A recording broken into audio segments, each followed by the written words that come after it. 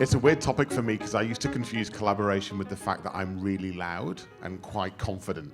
And so for most of my career, I would spend time in meetings going, that was awesome collaboration, because no one disagreed with me. And it's because I didn't hear the introverts. They're brilliant. They don't say anything. And so I'd leave the room. I'm like, that's brilliant. I mean, my idea's still good. I feel like we've got some momentum. High fives all round. I'm awesome. Let's just carry on.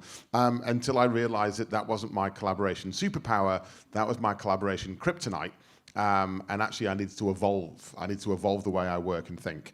What is really interesting is people, when we talk about language, it's, the Meridian platform, for example, does translation between Japanese, Korean and English. But people forget that universities speak differently to the corporate sector.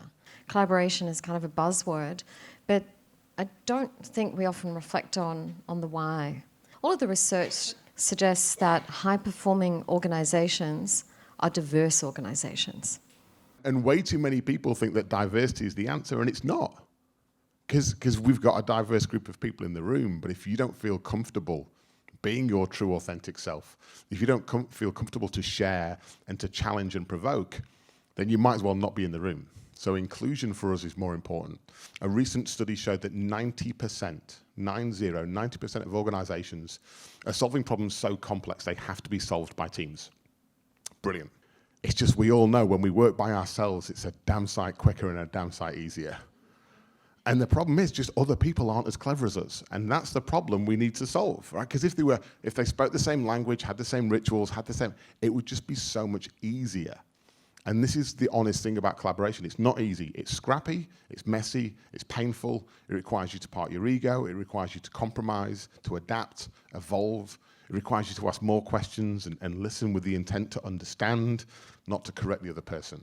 And I think a lot of us just expect, with social media, that collaboration is easy even though we've got the tools, but the actual human element is something that we forget. Think about the creative tensions that come out of discussion. So that was a really different way of thinking about it. I'll definitely be applying some of the tools that we heard today. I really like the thumbs up, thumbs down tool. Really engaging and fun.